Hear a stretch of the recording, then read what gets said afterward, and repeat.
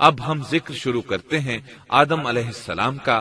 اللہ تعالیٰ فرماتے ہیں، اور میں نے جنوں اور انسانوں کو اپنی عبادت کے لیے پیدا کیا ہے۔ اللہ تعالیٰ نے ہمارے باپ کو کیوں پیدا فرمایا، ہمیں کیوں پیدا فرمایا؟ تاکہ ہم اس کی عبادت کریں، اگرچہ وہ عبادت کا محتاج نہیں، وہ تو بے نیاز ہے، البتہ ہم اس کے محتاج ہیں۔ اس کے اسماء بہترین اور حسین ہیں، وہ عالی شان صفات کا مالک ہے۔ اس نے اپنے ناموں کے آثار ظاہر کرنے کے لیے مخلوق کو پیدا فرمایا، رحمت کے آثار، قدرت کے آثار، جبر اور طاقت کے آثار اور حکمت کے آثار ظاہر کرنے کے لیے مخلوقات کو پیدا فرمایا، ورنہ وہ کسی چیز کا محتاج نہیں۔ آدم علیہ السلام کی تخلیق سے پہلے ہی اس بارے میں اللہ تعالیٰ کا فرشتوں سے مکالمہ ہوا۔ اللہ تعالیٰ نے فرمایا، اور جب تیرے رب نے فرشتوں سے کہا میں زمین میں ایک خلیفہ بنانے والا ہوں۔ خلیفہ سے مراد ہے نائب، اور یہ کہ اس کی نسل میں سے ہر ایک دوسرے کا خلیفہ ہوگا۔ جبکہ سیدنا ابو بکر صدیق رضی اللہ عنہ نبی اکرم صلی اللہ علیہ وسلم کے خلیفہ ہوئے، سو اللہ نے ایک خلیفہ بنانے کا ارادہ فرمایا جو زمین میں حکومت کرے اور اس کو آباد کرے۔ چنانچہ اللہ تعالیٰ نے فرمایا، اللہ تعالیٰ نے تمہیں زمین سے پیدا کیا اور اسی نے اس زمین میں تمہیں بسایا ہے۔ اللہ تعالیٰ کا ارادہ ہوا کہ زمین کو آباد کروائے، جبکہ جن اس قابل نہیں تھے، کیونکہ ان میں اس قدر عقل و دانش نہیں تھی کہ زمین کو پر رونق اور سرسبز و شاداب رکھ سکیں۔ علماء جنات کے بارے میں کہتے ہیں ان کا سب سے بڑا عقل مند جن انسانوں کے 10 سالہ بچے کے برابر عقل رکھتا ہے، اس لیے زمین کو آباد کرنے کی صلاحیت اللہ تعالیٰ نے انسان کو بخشی۔ اللہ نے انسان کو بہترین ڈھانچے اور حسین ترین شکل و صورت سے نوازا، پھر اپنی روح اس میں پھونکی۔ فرشتوں نے اس سے سوال کیا، ایسی مخلوق کو کیوں پیدا کرتا ہے جو زمین میں فساد کرے اور خون بہائے؟ اور ہم تیری تسبیح، حمد اور پاکیزگی بیان کرتے ہیں۔ اس کے جواب میں اللہ نے فرمایا، جو میں جانتا ہوں تم نہیں جانتے۔ دراصل فرشتوں نے کسی طرح معلوم کر لیا تھا کہ آدم کی اولاد زمین میں فساد کرے گی، خون ریزی کرے گی، لیکن انہوں نے یہ بات اعتراض کے طور پر نہیں کہی تھی، کیونکہ ایسا اعتراض تو گناہ ہے، اور فرشتے پلک جھپکنے کے برابر اللہ کی معصیت اور نافرمانی نہیں کرتے، بلکہ وہ تو نہایت معزز عبادت گزار ہیں، کسی بات میں اللہ پر پیش دستی اور سبقت نہیں کرتے اور اس کے حکم پر عمل کرتے ہیں۔ اللہ کے حکم کی نافرمانی نہیں کرتے، بلکہ جو حکم دیا جائے بجا لاتے ہیں۔ اس لیے فرشتوں کا یہ پوچھنا وضاحت طلبی کے لیے تھا، وہ تو انسان کے پیدا کرنے کی وجہ پوچھ رہے تھے۔ وہ زمین میں جنات کے اعمال اور کرتوت کا مشاہدہ کر چکے تھے، یعنی اللہ تعالیٰ نے انہیں پیدا کر کے اختیار دیا تو وہ فتنہ و فساد اور فسق و فجور میں مبتلا ہو گئے، اور اب ایک اور مخلوق زمین میں بسائی جا رہی تھی، تو اس بات کا امکان تھا کہ یہ مخلوق بھی ان کے نقش قدم پر چلے۔ اس لیے فرشتوں نے تعجب اور حیرت کی بنا پر یہ سوال کیا تھا، اور پوچھنے کا مقصد یہ تھا کہ کیا یہ بھی جنوں کی طرح ہوں گے؟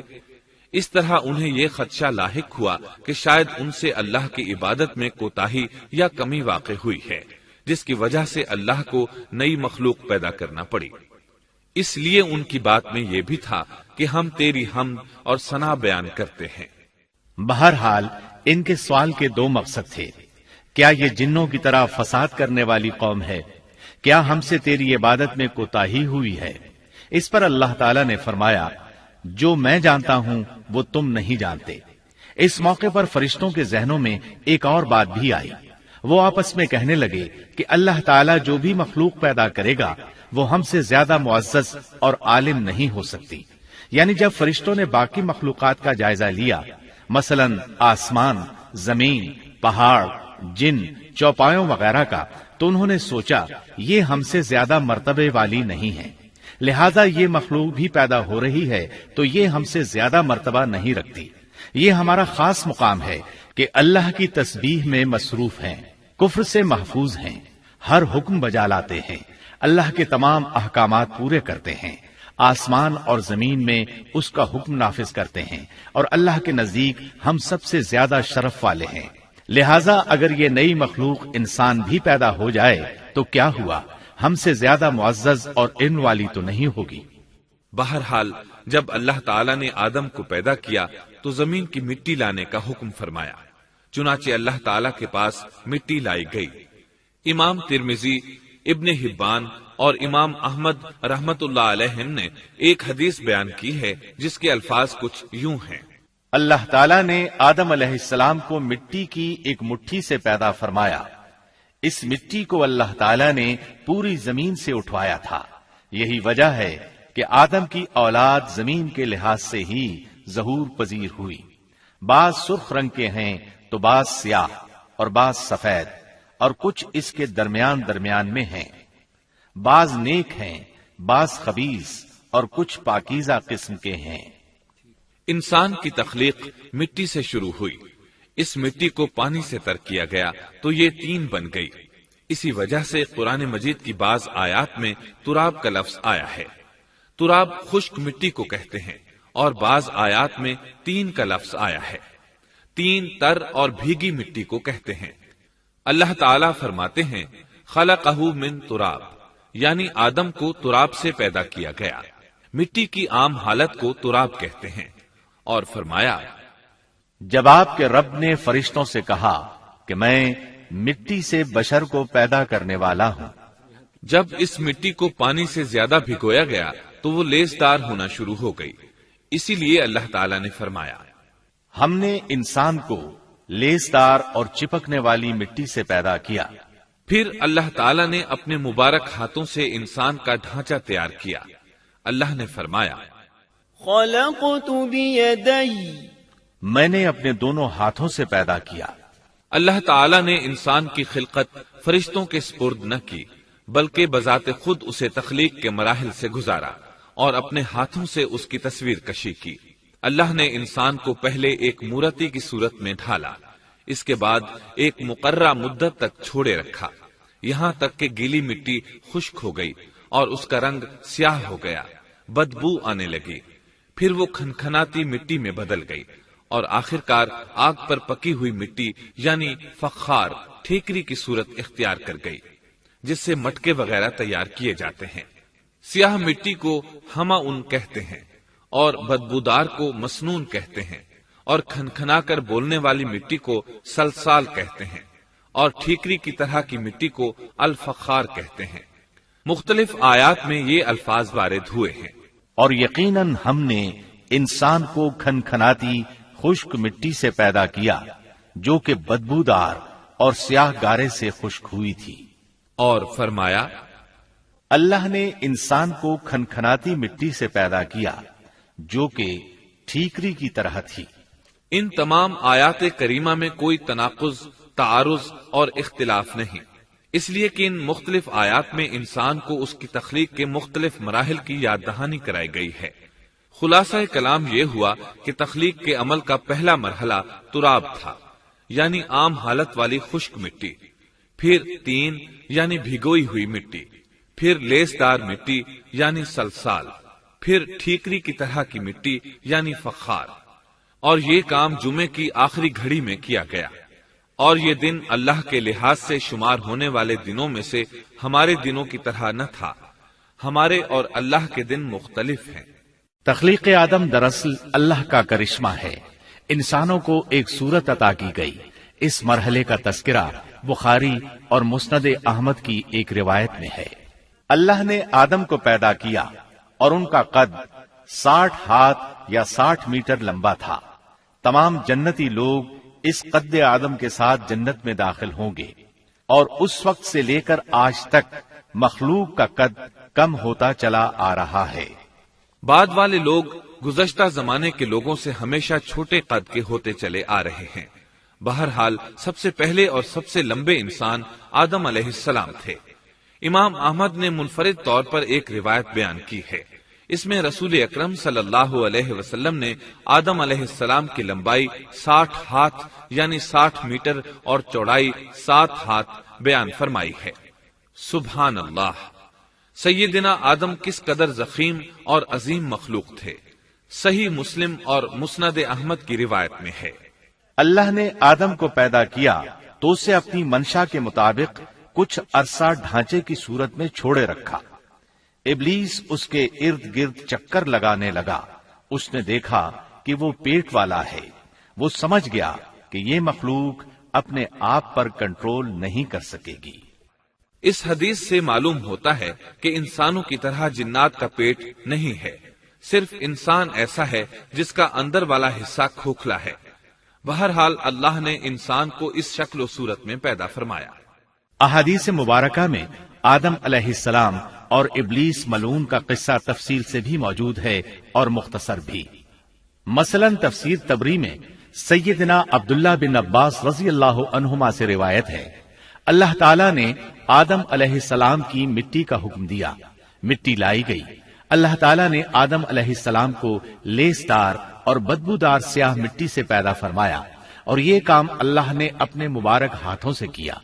آدم 40 راتیں مجسمے کی صورت میں پڑے رہے، جسم موجود تھا لیکن روح نہیں تھی۔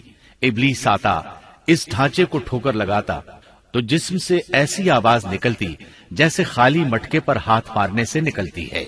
اسی لیے اللہ نے بھی فرمایا ہے کہ وہ کھنکھناتی مٹی سے پیدا کیے گئے۔ آدم علیہ السلام میں روح ڈالنے سے پہلے ایک مرتبہ فرشتوں کا ان کے پاس سے گزر ہوا تو وہ کچھ گھبرا سے گئے۔ ابلیس کو تو بہت زیادہ گھبراہٹ کا سامنا کرنا پڑا۔ وہ گزرتے ہوئے ٹھوکر مارتا اور کہتا، تجھے کسی خاص مقصد کے لیے پیدا کیا گیا ہے۔ یہ کہہ کر وہ آدم کے منہ میں داخل ہو جاتا اور کمر کے راستے باہر آ جاتا اور فرشتوں سے مخاطب ہو کر کہتا، اس سے گھبرانے کی کوئی ضرورت نہیں۔ اگر مجھے اس پر مسلط کر دیا گیا تو میں یقیناً اسے ہلاکت میں ڈال دوں گا، اور اگر اسے مجھ پر مسلط کر دیا گیا تو بلا شبہ میں اس کی نافرمانی کروں گا۔ اندازہ کیجئے وہ تعجب کر رہا ہے کہ انہیں کیوں پیدا کیا گیا ہے۔ اس کی آدم علیہ السلام سے دشمنی کس قدر پرانی ہے، گویا ابتدا ہی سے یہ عداوت پر ڈٹ گیا تھا۔ بہرحال اللہ نے آدم میں روح پھونکی۔ اس مضمون کو قرآن مجید میں جا بجا ذکر کیا گیا ہے۔ اللہ تعالیٰ فرماتے ہیں، جب میں اس کو ٹھیک ٹھاک کر لوں اور اس میں اپنی روح پھونک دوں تو تم سب اس کے سامنے سجدے میں گر پڑنا۔ ایک اور جگہ فرمایا، اللہ تعالیٰ کے نزدیک عیسیٰ علیہ السلام کی مثال ہو بہو آدم علیہ السلام کی مثال ہے۔ اللہ نے انہیں مٹی سے بنا کر کہا، ہو جا، وہ ہو گئے۔ اللہ نے آدم علیہ السلام کو مٹی سے پیدا کیا، اپنے ہاتھوں سے بنایا، پھر اس میں روح پھونکی۔ اس کا مفصل بیان احادیث میں موجود ہے۔ جب ان میں روح پھونکی گئی اور ابتدا میں روح جیسے ہی سر کے اندر داخل ہوئی، آدم علیہ السلام کو چھینک آ گئی۔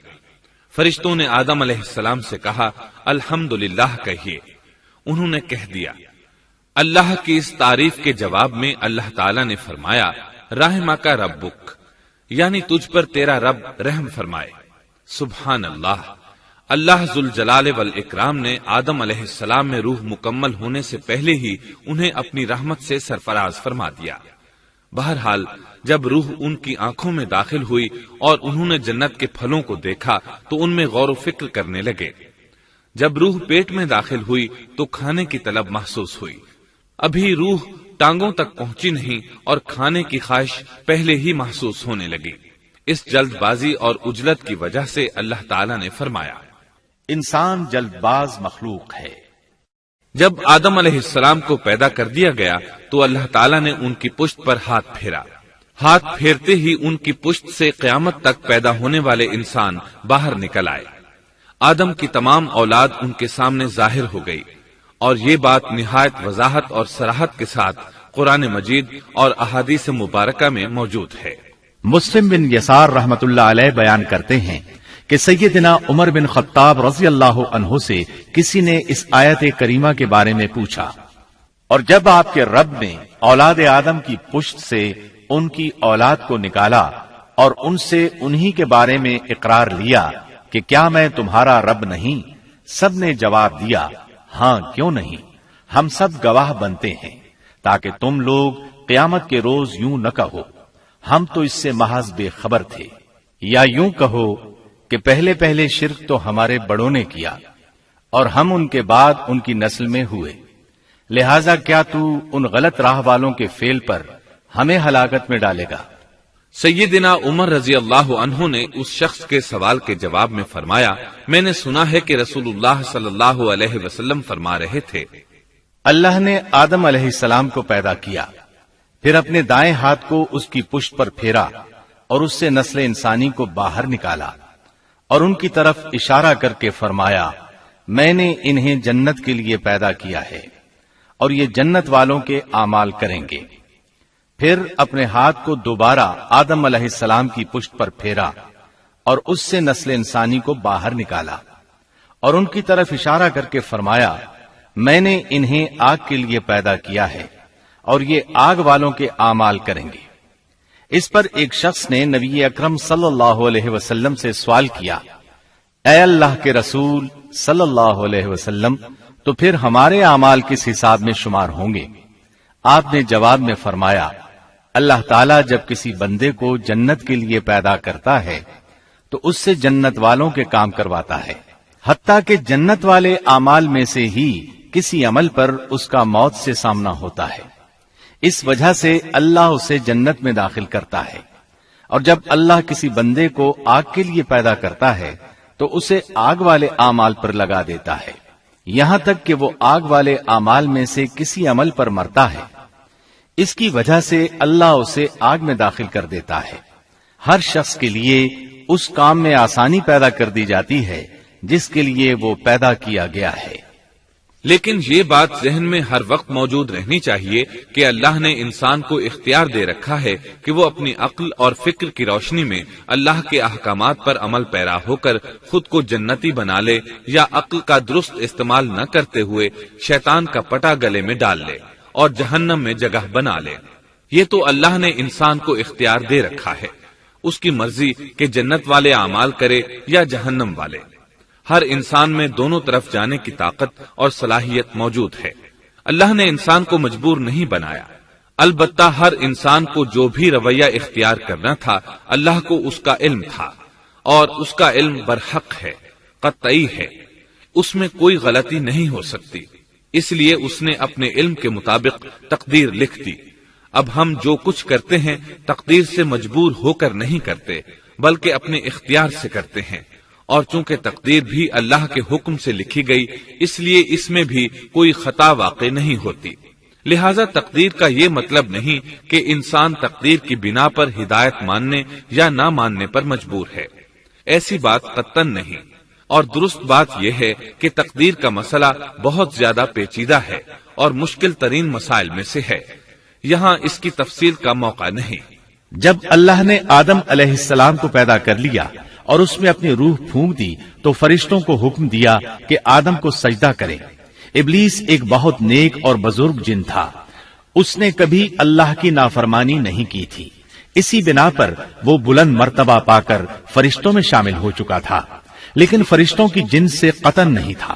اللہ نے اسے اطاعت اور فرما برداری کا صلہ دیا تھا، اس کی عزت اور اکرام کرتے ہوئے آسمان میں بسایا تھا، لمحہ بھر کے لیے بھی اس نے اللہ کی نافرمانی نہیں کی تھی، اور پھر اللہ نے آدم کو سجدہ کرنے کا حکم دیا، اور اس حکم کے مخاطب فرشتے اور ابلیس تھے۔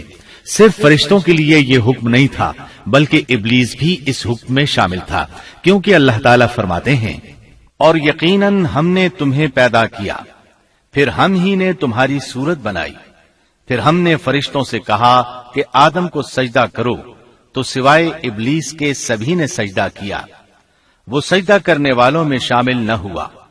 اللہ تعالیٰ نے فرمایا، تجھے کس چیز نے سجدے سے روک دیا جبکہ میرا حکم تیرے لیے بھی تھا؟ تو اس سے ثابت ہوا اس حکم میں فرشتوں کے ساتھ ابلیس بھی شامل تھا، کیونکہ قرآن میں از امرتک کے الفاظ ہیں۔ اس کا مطلب ہے کہ میں نے تجھے حکم دیا تھا، اور پھر ابلیس نے جواب میں یہ نہیں کہا کہ تو نے تو مجھے حکم ہی نہیں دیا تھا، بلکہ اس نے سجدہ نہ کرنے کی وجہ یہ بتائی۔ اس نے کہا، میں سجدہ کیوں کروں، میں اس سے بہتر ہوں، اس لیے کہ تو نے مجھے آگ سے پیدا کیا اور اسے مٹی سے۔ تو پھر کہا، اللہ نے حکم دیا، تو اس سے نیچے اتر جا۔ غرض جب ابلیس نے نافرمانی کی، سرکشی اور تکبر کا مظاہرہ کیا تو اس وقت اللہ تعالیٰ اور اس کے درمیان مکالمہ ہوا۔ اللہ نے اس کی سرکشی دیکھ کر اسے سزا دیتے ہوئے فرمایا، اس جنت سے اتر جا، تجھے کوئی حق حاصل نہیں کہ تو اس جنت میں رہ کر تکبر کرے۔ ابلیس نے جواب میں کہا، مجھے قیامت کے دن تک مہلت دے دیجئے، یعنی اتنی لمبی عمر دے دیجئے کہ میں قیامت تک زندہ رہوں، موت نہ آئے۔ اللہ نے فرمایا، تجھے مہلت دے دی گئی، لیکن ایک وقت مقررہ تک۔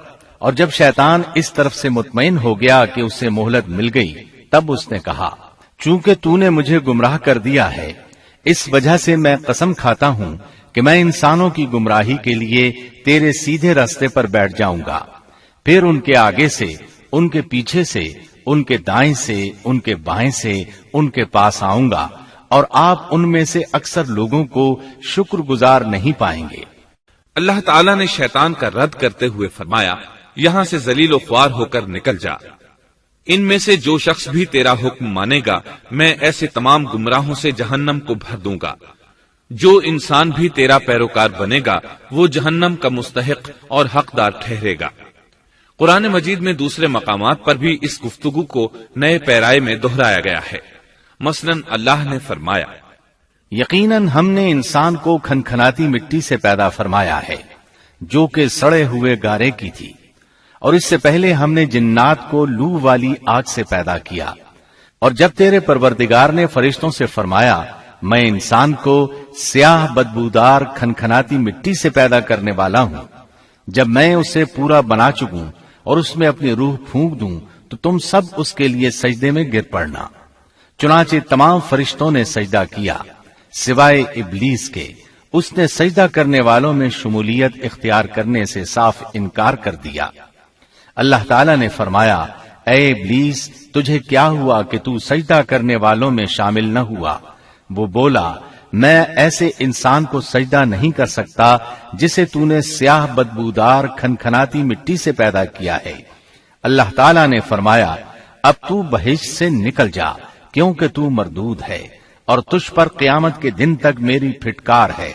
کہنے لگا، اے میرے رب، مجھے اس دن تک مہلت دے دے جس دن کے لوگ دوبارہ زندہ کیے جائیں گے۔ اللہ نے فرمایا، اچھا، اس مقررہ وقت کے دن تک تجھے مہلت دی گئی۔ کہنے لگا، اے میرے رب، چونکہ تو نے مجھے گمراہ کیا ہے، مجھے بھی قسم ہے کہ میں انسانوں کے لیے زمین میں گناہوں کو خوشنما بناؤں گا اور ان سب کو بہکا دوں گا، سوائے ان کے جو تیرے منتخب اور مخلص بندے ہوں گے، وہ میرے بہکاوے میں نہیں آئیں گے۔ اللہ نے فرمایا، ہاں، یہی مجھ تک پہنچنے کی سیدھی راہ ہے کہ مخلص بن جاؤ، میرے بندوں پر تجھے کوئی غلبہ نہیں ہوگا۔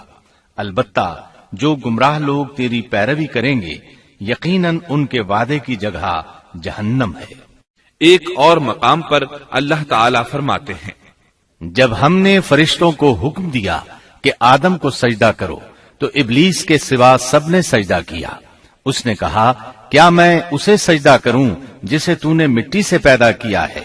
اچھا دیکھ لے، اسے تو نے مجھ پر فضیلت دی ہے، اگر مجھے بھی تو نے قیامت تک ڈھیل دی تو میں سوائے چند لوگوں کے اس کی اولاد کو گمراہ کروں گا۔ اس پر اللہ نے فرمایا، جا، ان میں سے جو بھی تیرا فرمانبردار ہو جائے گا تو تم سب کی سزا جہنم ہے، جو پورا پورا بدلہ ہے۔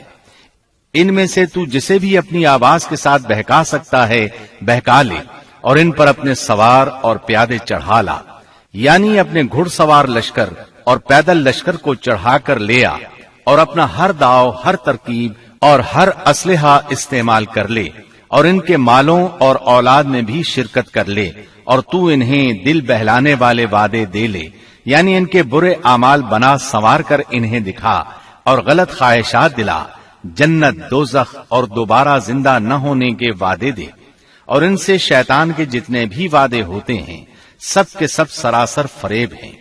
یقیناً میرے سچے بندوں پر تیرا کوئی قابو اور غلبہ نہیں ہوگا، تیرا رب کارسازی کرنے والا کافی ہے۔ اسی طرح بہت سی آیات میں پہلی معصیت الہی کا ذکر کیا گیا ہے۔ سب سے پہلا نافرمان ابلیس ملعون تھا۔ وہ خبیث اللہ کے سامنے تکبر اور انات سے بھرپور جواب دیتا رہا۔ اسی وجہ سے اللہ نے اسے کافر کا لقب دیا۔ کافر اسے کہتے ہیں جو نعمت کا انکار کرے۔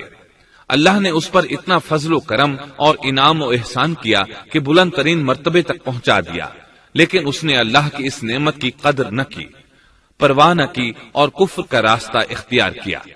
اللہ تعالیٰ فرماتے ہیں، جبکہ آپ کے رب نے فرشتوں سے فرمایا کہ میں مٹی سے ایک انسان کو پیدا کرنے والا ہوں، سو جب میں اسے ٹھیک ٹھاک کر لوں اور اس میں اپنی روح پھونک دوں تو تم سب اس کے سامنے سجدے میں گر پڑنا۔ چنانچہ تمام فرشتوں نے سجدہ کیا مگر ابلیس نے نہ کیا اور اس نے تکبر کیا، وہ کافروں میں سے تھا۔ سب سے پہلا گناہ تکبر تھا، اسی لیے علماء کرام فرماتے ہیں تمام گناہوں کی جڑ تکبر اور غرور ہے۔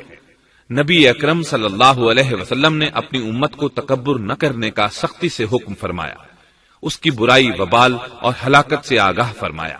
آپ نے فرمایا، اللہ اس شخص کی طرف رحمت سے دیکھے گا بھی نہیں جس نے تکبر کی بنا پر کپڑا ٹخنوں سے نیچے لٹکایا۔ اس کے علاوہ نبی صلی اللہ علیہ وسلم نے تو مطلقاً فرما دیا، وہ شخص جنت میں داخل ہونے کے قابل نہیں جس کے دل میں ذرہ برابر بھی تکبر ہے۔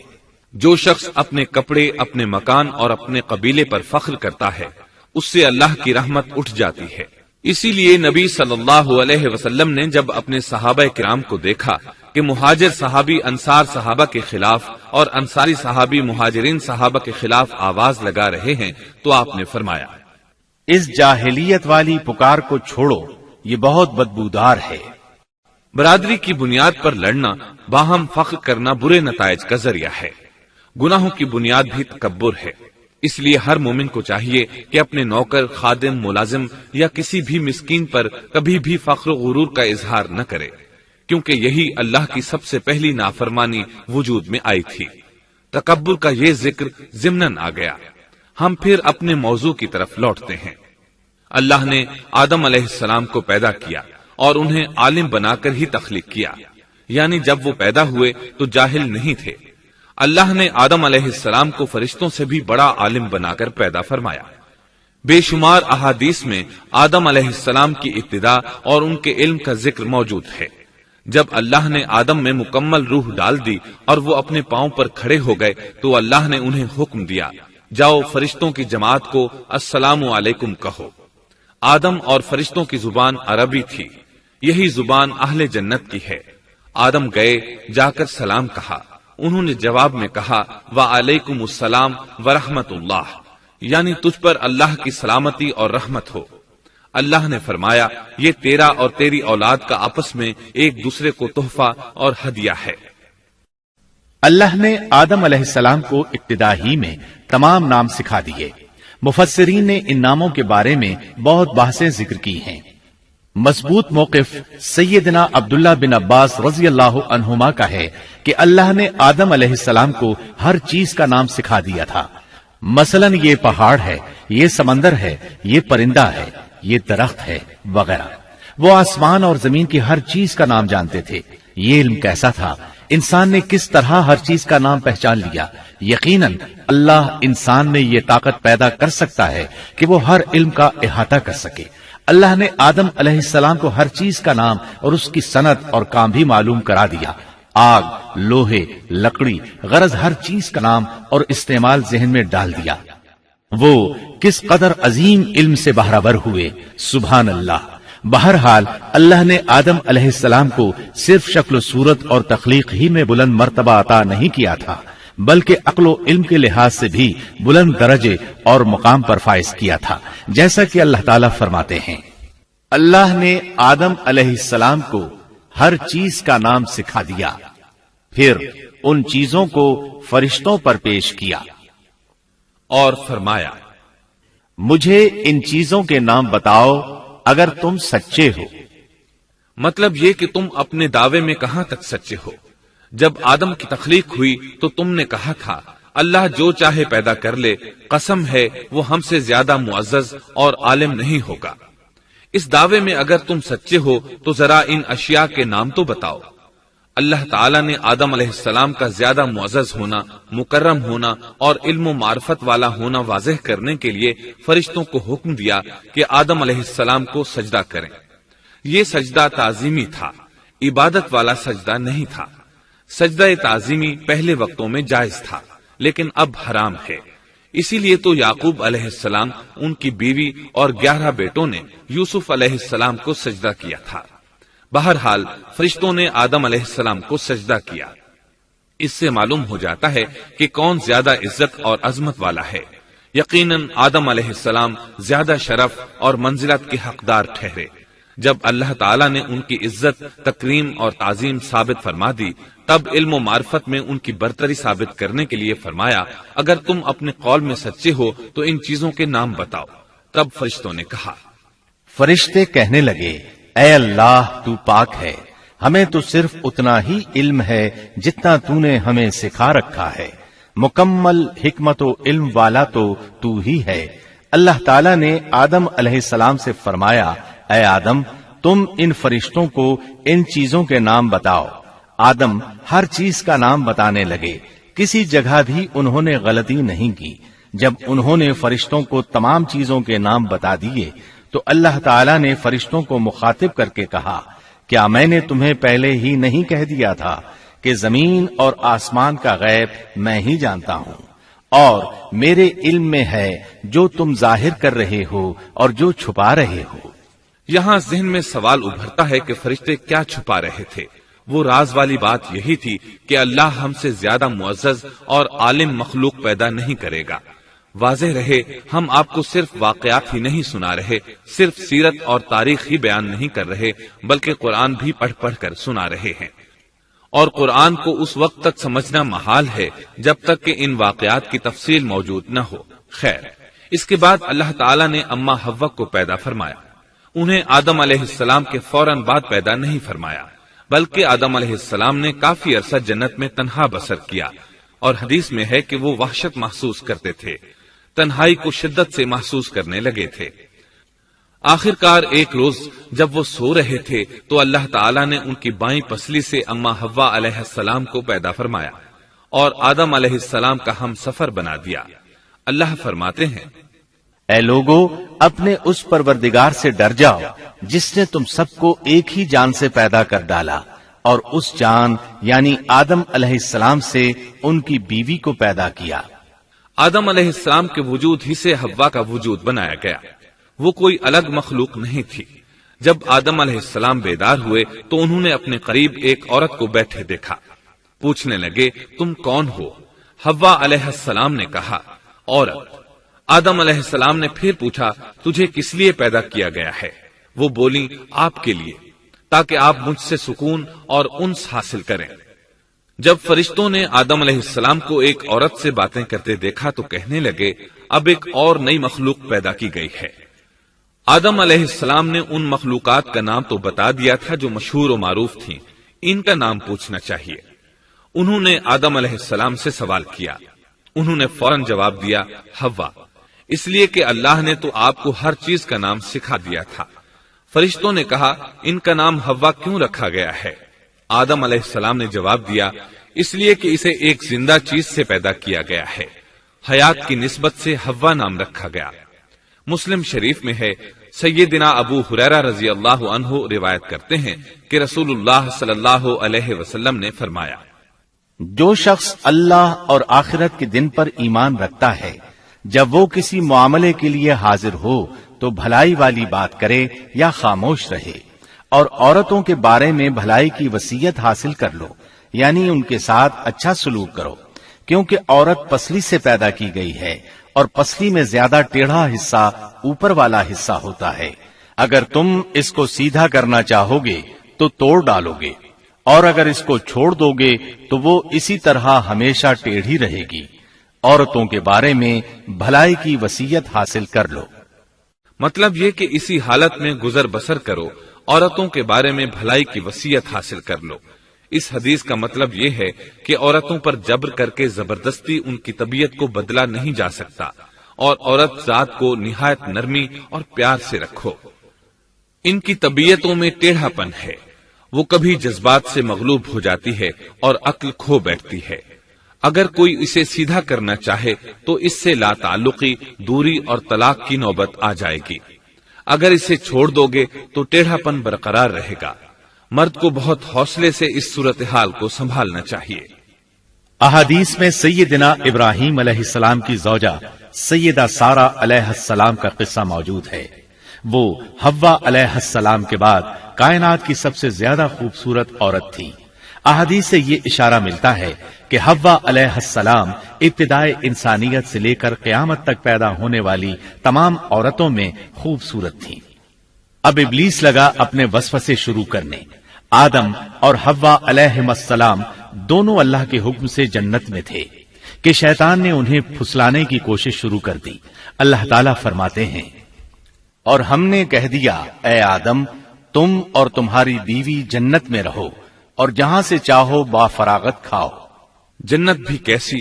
اللہ فرماتے ہیں، وہ جنت کہ جس کی چوڑائی ہی آسمانوں اور زمین کے برابر ہے۔ سو اس جنت میں سے جو چاہو سو کھاؤ، کچھ بھی منع نہیں سوائے ایک درخت کے، چنانچہ ارشاد ہوا، اور ہم نے کہا اے آدم تم اور تمہاری بیوی جنت میں رہو، پھر جس جگہ سے چاہو با فراغت کھاؤ اور اس درخت کے پاس مت جاؤ ورنہ ظالموں میں سے ہو جاؤ گے۔ ایک اور جگہ فرمایا، اور جب ہم نے فرشتوں سے کہا کہ آدم کو سجدہ کرو تو ابلیس کے سوا سب نے سجدہ کیا۔ ابلیس نے انکار کیا تو ہم نے کہا اے آدم یہ تیرا اور تیری بیوی کا دشمن ہے، خیال رکھنا ایسا نہ ہو کہ وہ تم دونوں کو جنت سے نکلوا دے اور تو مصیبت میں پڑ جائے۔ یہاں تو تجھے آرام ہے، نہ تو بھوکا ہے اور نہ ننگا، اور نہ تو یہاں پیاسا ہوتا ہے، نہ دھوپ سے تکلیف اٹھاتا ہے۔ گویا اللہ نے سیدنا آدم علیہ السلام کو وسوسے سے پہلے ہی خبردار کر دیا تھا۔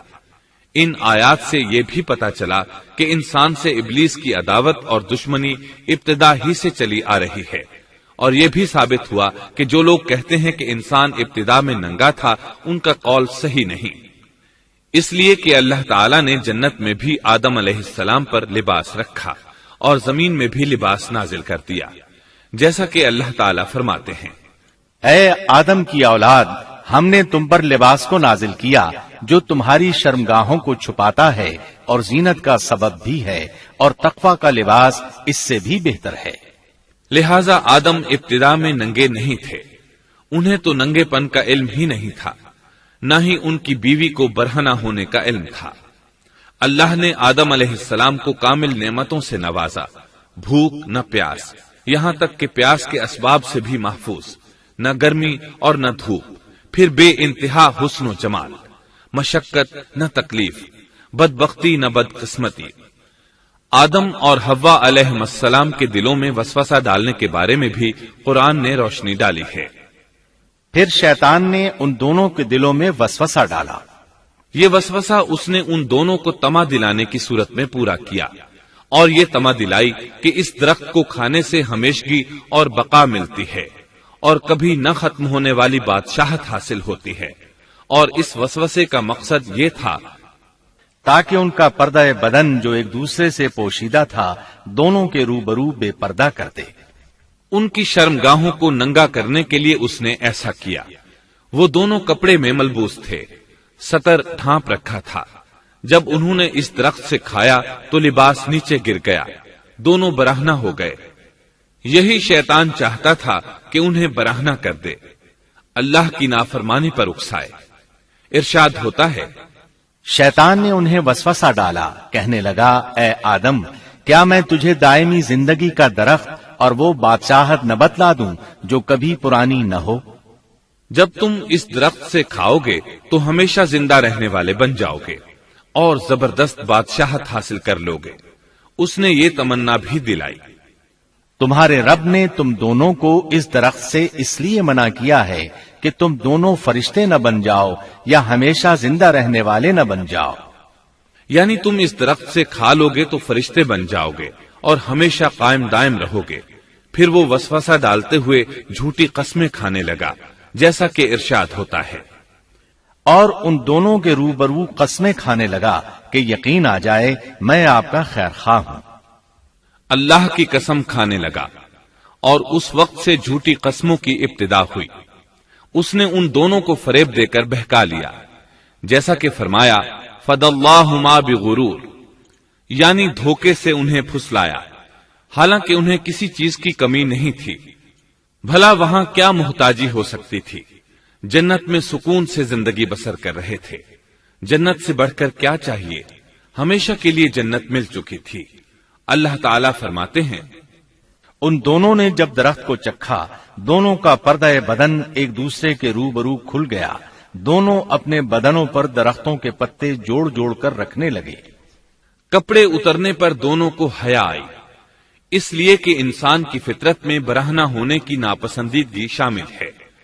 برہنہ ہو گئے تو کوئی لباس نہیں تھا، اس لیے درختوں کے پتے جوڑ کر جسم ڈھانپنے لگے۔ حدیث میں آیا ہے، آدم بھاگنے لگے تو اللہ نے پکارا، آدم مجھ سے بھاگتے ہو؟ آدم بولے، اللہ میں شرم کی بنا پر بھاگ رہا ہوں، اور اس وجہ سے کہ تیرے سامنے برہنہ کیسے رہوں، پھر یہ کہ نافرمانی کا ارتکاب بھی کر چکا ہوں۔ یہاں ایک سوال پیدا ہوتا ہے، دونوں میں سے پہلے کھانے والا کون تھا؟ اس بارے میں راجح قول یہ ہے کہ وہ حوا علیہ السلام تھی۔ انہی نے آدم علیہ السلام کو طمع دلاتے ہوئے اس غلطی پر آمادہ کیا تھا، جیسا کہ بخاری شریف میں نبی اکرم صلی اللہ علیہ وسلم نے فرمایا، اگر حوا نہ ہوتی تو کوئی عورت اپنے خاوند سے خیانت نہ کرتی۔ حوا علیہ السلام نے انہیں غلطی میں مبتلا کیا تھا۔ اگر حوا علیہ السلام نہ ہوتی تو آدم بھی خیانت میں مبتلا نہ ہوتے اور نہ معصیت میں مبتلا ہوتے۔ تب اللہ نے انہیں پکارا، کیا میں نے تم دونوں کو اس درخت سے نہیں روکا تھا، اور کیا یہ نہیں کہا تھا کہ شیطان تمہارا کھلا دشمن ہے؟ اب توجہ طلب بات یہ ہے کہ اس موقع پر دونوں نے کیا طرز عمل اختیار کیا۔ کیا وہ دونوں اپنی معصیت پر بضد رہے اور تکبر کرنے لگے، جیسا کہ ابلیس نے سجدہ کرنے سے انکار کیا تھا اور پھر لگا تھا اپنی معصیت پر اصرار کرنے، یا ان دونوں نے توبہ کر لی؟ جی ہاں، دونوں نے توبہ کر لی، جیسا کہ قرآن مجید میں آتا ہے، دونوں نے کہا، اے ہمارے رب، ہم نے اپنا بڑا نقصان کیا، اور اگر تو ہماری مغفرت نہ کرے گا اور ہم پر رحم نہ کرے گا تو واقعی ہم خسارہ پانے والوں میں سے ہو جائیں گے۔ اس قصے میں ایک سوال یہ ذہن میں پیدا ہوتا ہے کہ جب سیدنا آدم علیہ السلام کو ابلیس نے سجدہ نہ کیا تو اللہ تعالیٰ نے اسے مردود بنا کر جنت سے نکال دیا، پھر وہ سیدنا آدم علیہ السلام کو اس درخت کے قریب کس طرح لے گیا جبکہ وہ جنت سے باہر ہو چکا تھا؟ قرآن کریم میں اس بارے میں یہ الفاظ آئے ہیں، پھر شیطان نے ان کے دلوں میں وسوسہ ڈالا۔ یہ وسوسہ اس نے کیسے ڈالا جبکہ وہ جنت سے نکالا جا چکا تھا؟ مفسرین نے اس کے جواب میں لکھا ہے کہ اس نے جنت سے باہر رہ کر یہ وسوسہ ڈالا تھا، جیسے آج کل تار اور بغیر تار کے آواز کو دور دراز علاقوں تک پہنچایا جا سکتا ہے، ایسے ہی شیطان نے اپنی طاقت سے یہ وسوسہ ان کے دلوں تک پہنچایا۔ لگے ہاتھوں ابلیس کی حقیقت بھی سن لیں۔ ابلیس کے لفظی معنی انتہائی مایوس کے ہیں۔ یہ راندہ درگاہ ہونے کے بعد ہمیشہ ہمیشہ کے لیے اللہ کی رحمت سے مایوس ہو گیا تھا، اس لیے اسے یہ لقب ملا، ورنہ روایات کی روح سے اس کا اصل نام عزازیل تھا۔ پہلے یہ جنات میں سے تھا، اپنے رب تعالی کی اطاعت سے نکل کر ابلیس ہوا۔ اس کا علم ناقص تھا، مزاج ناپاک تھا، وہ غرور اور تکبر میں مبتلا ہو گیا تھا۔ یہاں یہ بات بھی ذہن نشین کر لیں کہ انبیاء خطا اور گناہ سے پاک ہوتے ہیں، ان پر اللہ تعالی کی مستقل حفاظت اور نگرانی قائم رہتی ہے۔ اگرچہ انبیاء بھی انسان ہوتے ہیں اور تمام انسانی تقاضے انہیں لاحق ہوتے ہیں، لیکن ان کے عمل اور ارادے میں کسی قسم کی بدی اور شر کا عمل دخل قطعاً نہیں ہوتا۔ ان کا ہر قول اور عمل بلکہ ہر حرکت اور سکون کی حالت بھی انسانیت کے لیے بہترین نمونہ ہوتے ہیں۔ البتہ بشر ہونے کی وجہ سے بھول کا امکان ہوتا ہے، تاہم بھول ہو جانے کی صورت میں انہیں فوراً ہی خبردار کر دیا جاتا ہے۔ بھول ہو جانا بشری طبیعت کا خاصہ ہے۔ اللہ تعالیٰ نے ہر انسان کی فطرت میں یہ چیز رکھی ہے۔ انبیاء سے بھول چوک ہو جانے میں بھی اللہ تعالیٰ کی کئی ایک حکمتیں پوشیدہ ہیں۔ مثلا بہت سی قومیں اپنے نبیوں کے معجزات دیکھ کر ان میں ربوبیت کی صفات کی قائل ہو گئی، یہاں تک کہ بعض قوموں نے اپنے نبیوں کو اللہ یا اللہ کا بیٹا بھی جانا۔ جب انبیاء سے بھول اور لغزشیں ہوئیں تب گویا لوگوں پر یہ واضح کیا گیا کہ یہ الہ نہیں ہے۔ الہ ہوتے تو کس طرح ان سے بھول ہو سکتی تھی۔ اس سے یہ بتانا بھی مقصد تھا کہ انبیاء انسان ہی ہوتے ہیں، کوئی ماورائی مخلوق نہیں ہوتے۔ سیدنا آدم علیہ السلام کے واقعے پر غور کرنے سے یہ حقیقت مزید واضح ہو جاتی ہے کہ سیدنا آدم علیہ السلام کی یہ لغزش گناہ نہیں تھی۔ ممنوع درخت کا پھل کھاتے ہی سیدنا آدم علیہ السلام اور اماں حوا کا لباس اتر گیا تھا۔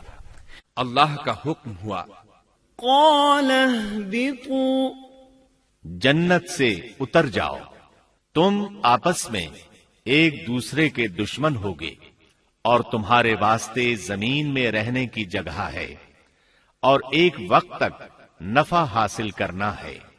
فرمایا تم وہیں زندگی بسر کرو گے اور وہیں مرو گے اور وہیں سے دوبارہ نکالے جاؤ گے۔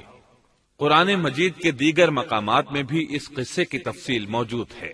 مثلاً فرمایا، اور اس سے قبل ہم نے آدم سے ایک عہد لیا تھا مگر وہ بھول گئے اور ہم نے ان میں کوئی عزم نہیں پایا۔ اللہ تعالی فرماتے ہیں، اور جب ہم نے فرشتوں سے کہا آدم کو سجدہ کرو تو ابلیس کے سوا سب نے سجدہ کیا، اس نے صاف انکار کر دیا۔ تو ہم نے کہا اے آدم، یہ تیرا اور تیری بیوی کا دشمن ہے، خیال رکھنا ایسا نہ ہو وہ تم دونوں کو جنت سے نکلوا دے اور تو مصیبت میں پڑ جائے۔ یہاں تو تجھے یہ آرام ہے کہ نہ تو بھوکا ہوتا ہے اور نہ ننگا، اور نہ تو یہاں پیاسا ہوتا ہے اور نہ دھوپ سے تکلیف اٹھاتا ہے۔ لیکن شیطان نے اسے وسوسے میں ڈال دیا، کہنے لگا میں آپ کو دائمی زندگی کے درخت اور وہ بادشاہت بتلاؤں جو کبھی پرانی نہ ہو۔ چنانچہ ان دونوں نے اس درخت سے کھایا، پس ان کے ستر کھل گئے اور وہ بہشت کے پتے اپنے اوپر چپکانے لگے۔ آدم نے اپنے رب کی نافرمانی کی، پس بہک گیا۔ پھر اس کے رب نے نوازا، اس کی طرف توجہ فرمائی اور اس کی رہنمائی کی۔ حکم ہوا تم دونوں یہاں سے اتر جاؤ، تم آپس میں ایک دوسرے کے دشمن ہو۔ اب تمہارے پاس جب کبھی میری طرف سے ہدایت پہنچے تو جو میری ہدایت کی پیروی کرے نہ تو وہ بہکے گا نہ تکلیف میں پڑے گا، ہاں جو میری یاد سے روگردانی کرے گا اس کی زندگی تنگی میں رہے گی اور بروز قیامت ہم اسے اندھا کر کے اٹھائیں گے۔ آدم علیہ السلام زمین پر اترے اور اپنے رب سے توبہ کے کلمات سیکھ لیے۔ وہ کلمات یہ ہیں، ربنا ظلمنا أنفسنا وإن لم تغفر لنا وترحمنا لنكونن من الخاسرين۔ اے ہمارے رب، ہم نے اپنا نقصان کیا اور اگر تو نے ہم پر مغفرت و رحمت نہ فرمائی تو ہم خسارہ اٹھانے والوں میں سے ہو جائیں گے۔ آدم علیہ السلام زمین پر اترے اور ان کے ساتھ حوا علیہ السلام بھی اتری اور ان کے ساتھ ہی ابلیس کو بھی اتارا گیا۔ یہ کس جگہ پر اترے اس بارے میں اختلاف پایا جاتا ہے، لیکن ابن عباس رضی اللہ عنہ کی بات راجح محسوس ہوتی ہے کہ آدم علیہ السلام کو ہند میں اور حوا علیہ السلام کو جدے میں اتارا گیا۔ جب آدم علیہ السلام اتر آئے تو حوا علیہ السلام کی تلاش شروع کر دی، زمین میں ان کی تلاش میں سرگرداں ہوئے۔ آخر کار میدان عرفات میں دونوں کی ملاقات ہو گئی۔ چونکہ میدان عرفات میں دونوں نے ایک دوسرے کی معرفت حاصل کی تھی اور ان کا آپس میں تعارف ہوا تھا، لہذا اسی مناسبت سے اس میدان کا نام عرفات مشہور ہو گیا۔ اللہ تعالیٰ نے زمین کے اندر انسانوں کو پھیلانا شروع کیا اور زمین کو مردوں اور عورتوں سے آباد کر دیا۔ امام طبری رحمت اللہ علیہ بیان کرتے ہیں کہ حوا علیہ السلام نے آدم علیہ السلام کے لیے 20 ولادتوں میں 40 بچوں کو جنم دیا۔ ہر بار 2 بچوں کو جنم دیتی تھی، ایک لڑکا ہوتا ایک لڑکی۔ سب سے پہلا جوڑا قابیل اور اس کی بہن قمیم کا تھا۔ پھر انسانوں کی افزائش شروع ہوئی، آبادی میں اضافہ ہونے لگا۔ اللہ نے آدم علیہ السلام ہی کو ان کا نبی متعین کر دیا، وہ انہیں دین سکھاتے رہے۔ اس وقت تمام لوگ موحد تھے، خالص توحید کو اپنانے والے تھے، یعنی کان الناس امۃ واحدہ، تمام لوگ ایک ہی امت کے تھے، ان میں شرک کا شائبہ بھی نہ تھا۔ ابن جریر اور ابن کثیر رحمہم اللہ نے ابو موسیٰ اشعری رضی اللہ عنہ کی روایت بیان کی ہے، اللہ نے جب آدم علیہ السلام کو جنت سے زمین پر اتارا تو انہیں ہر چیز کی کاریگری اور صنعت کا علم تھا۔ جب وہ اترے تو عالم بھی تھے، لباس میں ملبوس بھی تھے، کام کاج کے تمام طریقوں سے باخبر بھی تھے، لوہے، آگ، لکڑی اور کپڑے کے استعمال سے بھی بخوبی واقف تھے۔ ہمارے برعکس وہ ان کاموں کو اپنی ابتدا ہی سے جان چکے تھے، کیونکہ ہم سب لوگوں کا حال یہ ہے کہ جب تک سکھایا نہ جائے ہمیں کچھ نہیں آتا۔ آج کے دور میں بعض افریقی قبائل کے افراد وحشیانہ اور غیر مہذب زندگی گزارتے ہیں۔ علماء کا کہنا ہے کہ یہ لوگ زمین پر رہنے والوں میں سے گمراہ ترین انسان ہیں۔ انہوں نے بہترین زندگی ضائع کر دی اور گھٹیا زندگی کو پسند کیا۔ تہذیب و تمدن کا آغاز چونکہ ابتدائے آفرینش سے ہے، اس لیے ہر انسان کی فطرت میں تہذیب کی سوجھ بوجھ موجود ہے۔ بہرحال آدم علیہ السلام کے بعد انسانی مخلوق کی تعداد روز بروز بڑھتی چلی گئی اور انسانی کمزوریوں کی بنا پر گناہ شروع ہو گئے۔ زمین پر سب سے پہلے ہونے والی معصیت قابیل کے ہاتھوں اپنے بھائی حابیل کے قتل کی صورت میں سامنے آئی۔ اللہ تعالیٰ نے قرآن مجید میں قابیل اور اس کے بھائی حابیل کا قصہ بیان کیا ہے۔ قابیل قرخت اور درشت طبیعت کا مالک تھا، جبکہ اس کا بھائی حابیل رحم دل اور نرم طبیعت تھا۔ قابیل کھیتی باڑی کرتا تھا اور حابیل مویشی چراتا تھا۔ حابیل کے نرم دل ہونے کی ایک وجہ اس کا بکریاں چرانا تھا، کیونکہ ایک چرواہا اپنی بکری کو بھوکا دیکھ کر اسے چارہ کھلائے بغیر نہیں رہتا، نہیں وہ کسی بکری کو پیاسا دیکھ کر اسے بھول جاتا ہے۔ اپنے جانور پر اس کی طاقت سے زیادہ بوجھ بھی نہیں لادتا۔ بنی نوع انسان کی تعداد میں اضافے کے لیے اس وقت ایسا قانون تھا جو اب حرام ہے، اور وہ ہے بہن کے ساتھ نکاح۔ چونکہ اس وقت کے سب لوگ آدم علیہ السلام کی حقیقی اولاد تھے اور آپس میں بہن بھائی تھے، اس لیے اس وقت کی شریعت کی روح سے قابیل اپنے ساتھ جڑواں پیدا ہونے والی بہن کے سوا کسی دوسری بہن سے شادی کر سکتا تھا، اور اسی طرح حابیل اپنے ساتھ جڑواں پیدا ہونے والی بہن کے علاوہ کسی دوسری بہن سے شادی کر سکتا تھا۔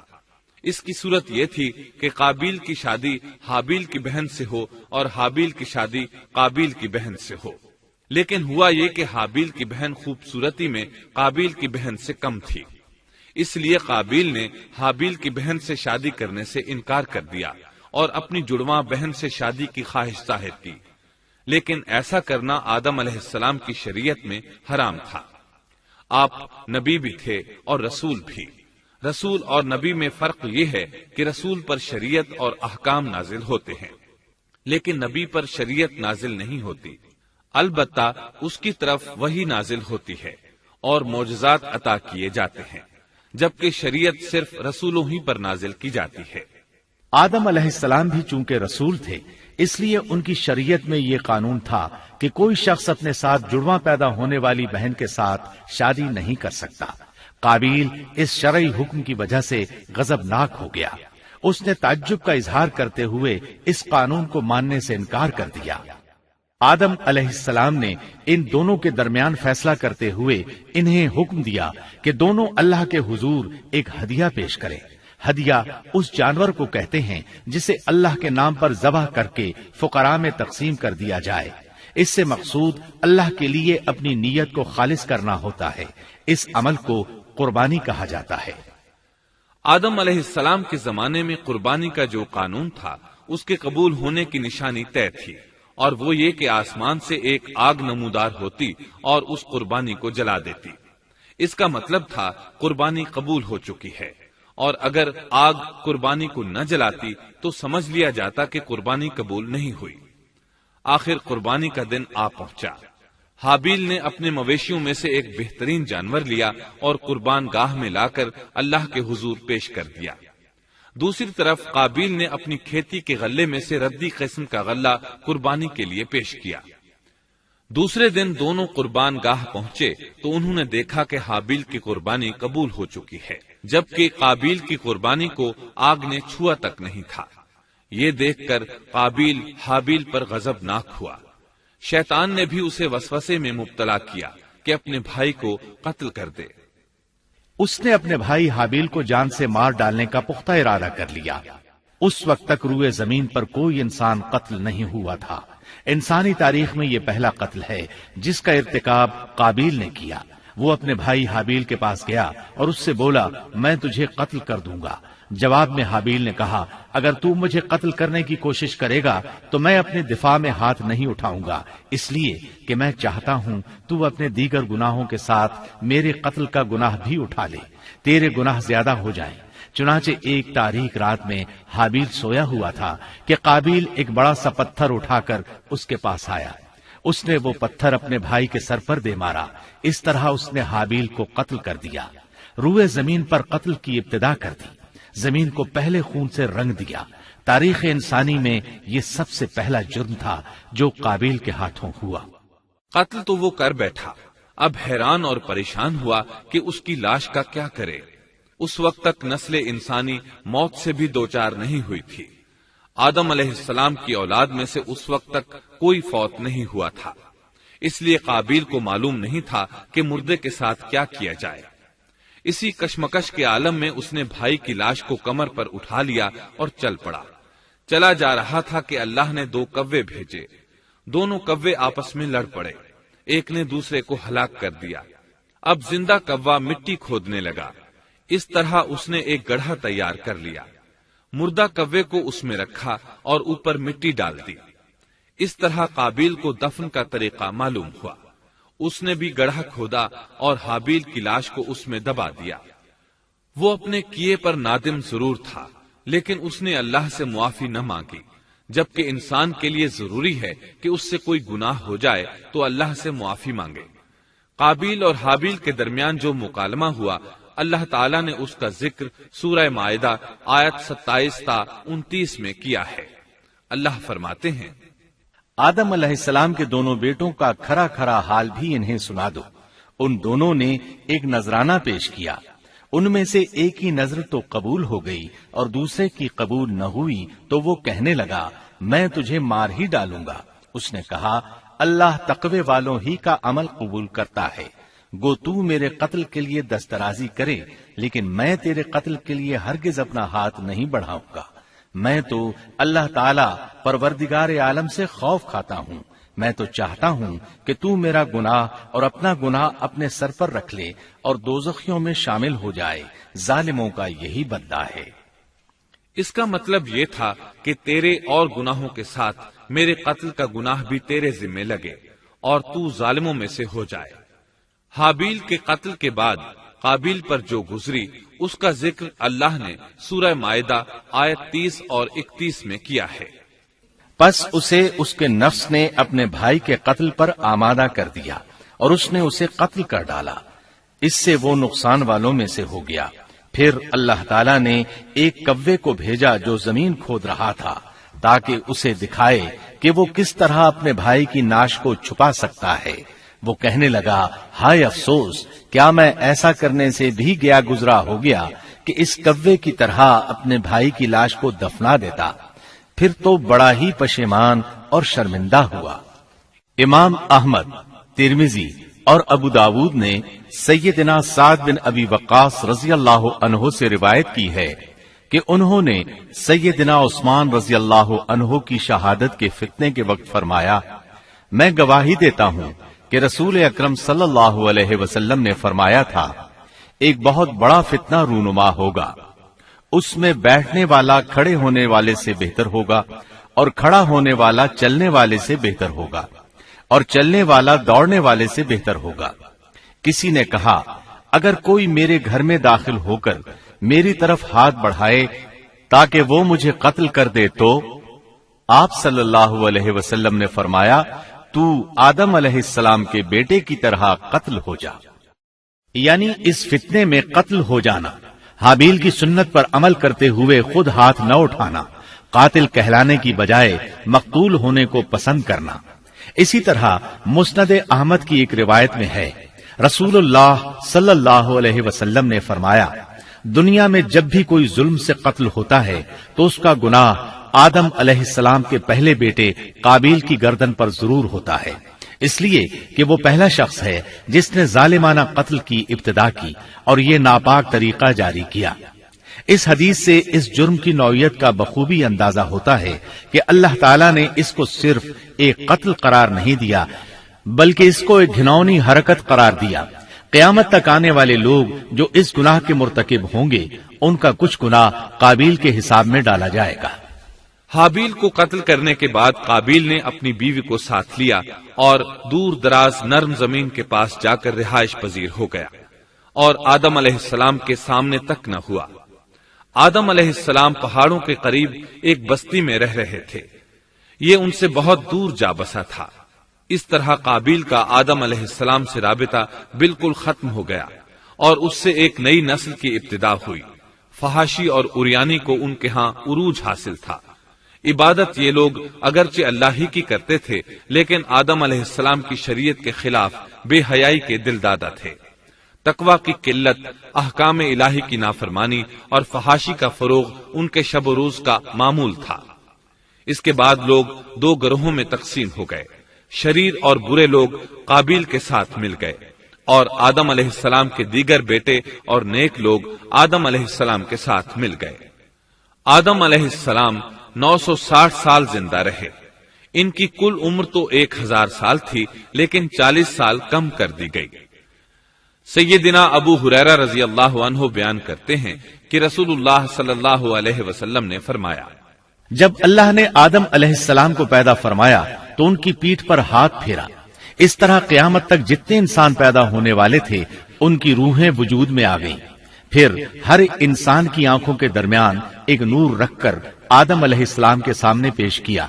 انہوں نے پوچھا، یا اللہ یہ کون ہے؟ اللہ نے فرمایا، یہ تیری اولاد ہے۔ ان میں سے ایک کی پیشانی کی چمک آدم علیہ السلام کو بہت اچھی لگی۔ انہوں نے پوچھا، یا اللہ یہ کون ہے؟ جواب ملا، یہ تیری اولاد میں سے بہت دور جا کر ہیں، ان کا نام داؤد ہے۔ پوچھا، ان کی عمر کتنی ہے؟ فرمایا 60 سال۔ آدم علیہ السلام کہنے لگے، یا اللہ 40 سال میری عمر میں سے ان کی عمر میں شامل کر دے۔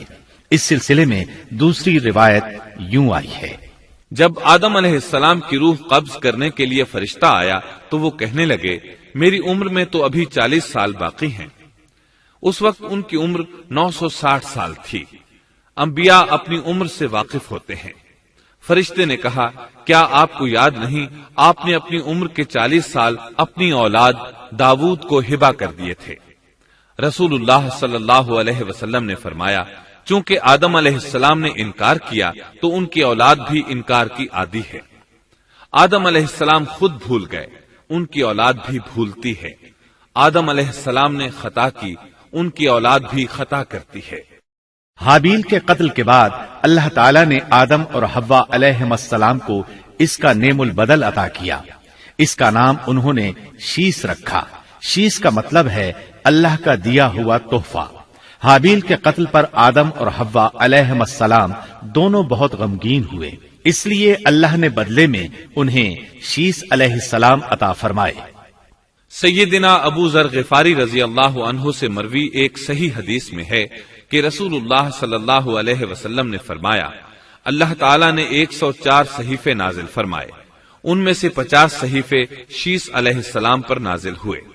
ان صحیفوں میں ایسے قوانین، اصول اور ضابطے تھے جن سے انسانیت کی زندگی منظم ہوتی ہے۔ شیس علیہ السلام نے آدم علیہ السلام سے علم حاصل کیا، لیکن آدم علیہ السلام کا تمام علم وہ حاصل نہ کر سکے، اس لیے کہ آدم علیہ السلام نے بالمشافہہ اللہ تعالی سے علم حاصل کیا تھا اور بہت سی اشیاء کا علم اللہ تعالی نے انہیں سکھا دیا تھا، اس لیے وہ تمام علماء سے بڑھ کر عالم تھے۔ شیس علیہ السلام نے آدم علیہ السلام سے علوم سیکھ کر لوگوں کو سکھائے۔ لوگوں نے ان سے مختلف علوم، فنون اور پیشے سیکھے۔ انہیں شہروں میں رہنے سہنے کے بارے میں تعلیم دی۔ दिन रात के हिसाबात से उन्हें आगाह किया और उन्हें बताया कि किन औकात में वो अल्लाह की इबादत करें और इबादत के तरीके उन्हें सिखाए। अहादीस में इसकी वजाहत मिलती है। इमाम अहमद रहमतुल्लाह अलैह बयान करते हैं कि अबू जमा सादी कहते हैं कि उन्होंने मदीने में एक शेख को लोगों से कलाम करते देखा तो उनके मुतालिक पूछा, ये कौन शख्स है? लोगों ने बताया कि ये उबई बिन काब रजी अल्लाह अन्हु हैं। बड़े सहाबा में उनका शुमार होता है।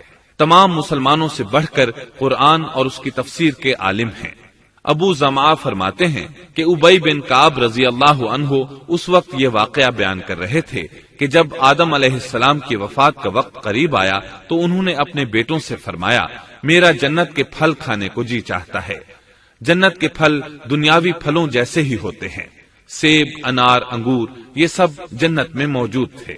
जन्नत के और दुनिया के फलों में फर्क ये है कि दुनियावी फल बदबूदार हो जाते हैं, जबकि जन्नती फल कभी बदबूदार नहीं होते। इसी तरह दुनियावी फलों का जायका आर्जी होता है, जबकि जन्नती फलों का जायका हमेशा बरकरार रहता है। इसलिए आदम अलैहिस्सलाम ने चाहा कि वो जन्नत के फल खाएं। चुनाचे उनके बेटे तलाश में निकल गए।